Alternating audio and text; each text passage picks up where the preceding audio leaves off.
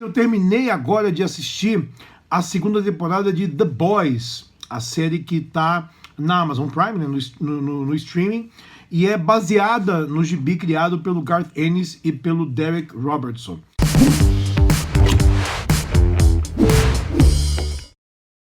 E eu achei, assim, uma coisa absolutamente fantástica essa segunda temporada, muito melhor do que a temporada anterior. Deixa eu falar mais ou menos para quem não viu ainda. The Boys é uma equipe, né? Na verdade são 5 pessoas que não tinham por que estar juntas, mas estão, num mundo em que os super-heróis existem, são reais, e meio que fazem parte de um mundo corporativo protegendo a Terra, né? Na verdade protegendo os Estados Unidos. Só que nos bastidores, tirando a fachada bonita e nobre dos super-heróis, se trata na verdade de um bando de ególatra esquisito, carregados de traumas absolutamente violentos e com absolutamente também nenhum compromisso com a liberdade e a justiça, ou mesmo o American Way of Life, né? Eles estão comprometidos em manter o fluxo de caixa funcionando para a empresa que os patrocina, a Voight, e em alimentar também o próprio ego. Então, no fim das contas, esses super-heróis, eles são muito mais quebrados do que qualquer pessoa normal.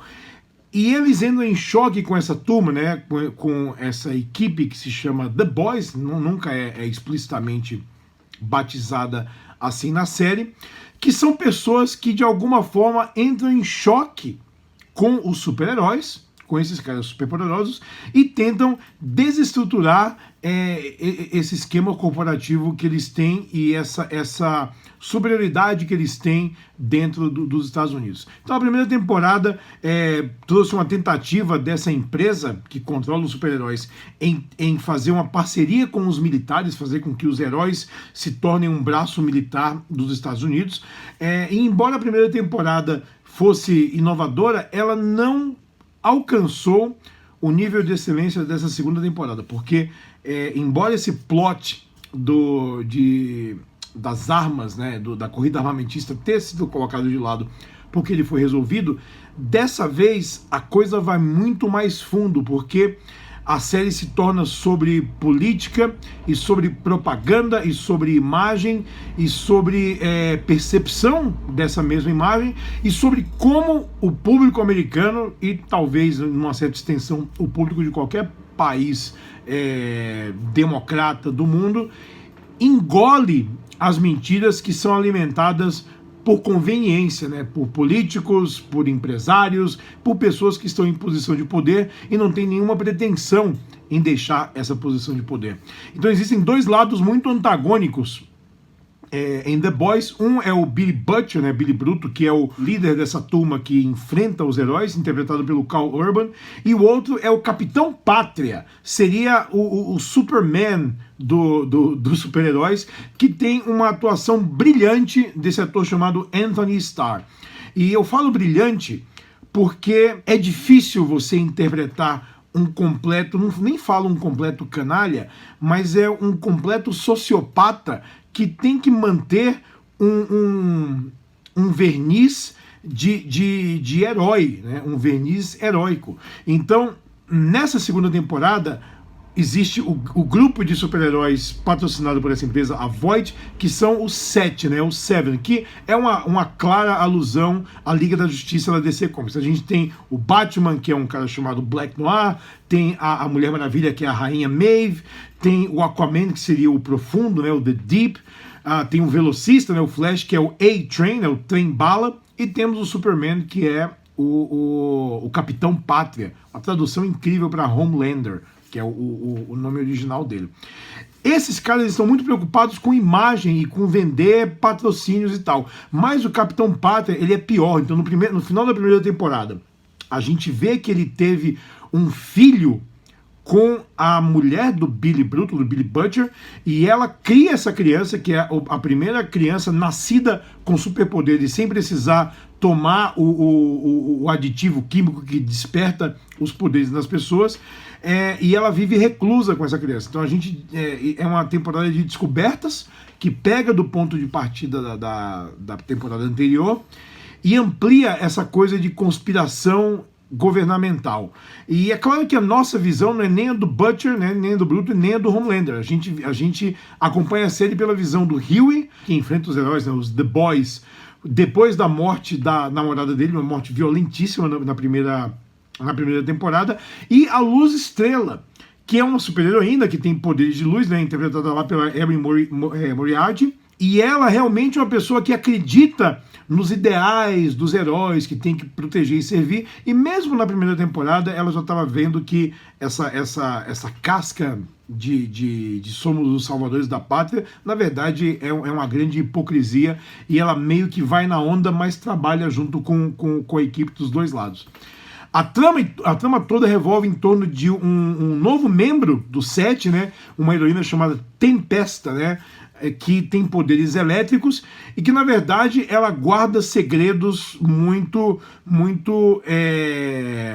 pesados, que comprometem, inclusive, os ideais do set e da Voight como empresa. Sutilmente e travestido de uma história que desconstrói super-heróis com um certo humor ácido aí no meio, The Boys ele traz um debate sobre extremismo, conservadorismo, preconceito, e como essas coisas horrorosas vestem o manto do patriotismo para se vender como a salvação de um mundo perdido para outros ismos, né, tipo comunismo e tal. E é impressionante como a série acabou sendo lançada nas vésperas das eleições americanas, né, que podem retirar o Donald Trump da Casa Branca, se tudo der certo é o que vai acontecer, e como tem paralelos também com a política que a gente vê em países tocados por políticos populistas, ignorantes e de extrema-direita, como o nosso país, né? Então a gente vê muito esses paralelos, e por causa disso, o sucesso da segunda temporada de The Boys foi imenso, porque colocou um espelho gigante na frente do público do mundo inteiro em como a opinião pública e as pessoas de bem são manipuladas por espertalhões que se vendem como uma coisa e que na verdade são o exato oposto, né? Eu tô gravando esse vídeo aqui hoje, no dia que um senador da República, vice-líder do governo na Câmara, foi pego com dinheiro de corrupção desviado para ações de combate ao Covid-19, né? Uma semana depois do presidente falar que não existia mais corrupção no Brasil. Então é uma piada gigantesca, e a série consegue traduzir essas situações da vida real em fantasia.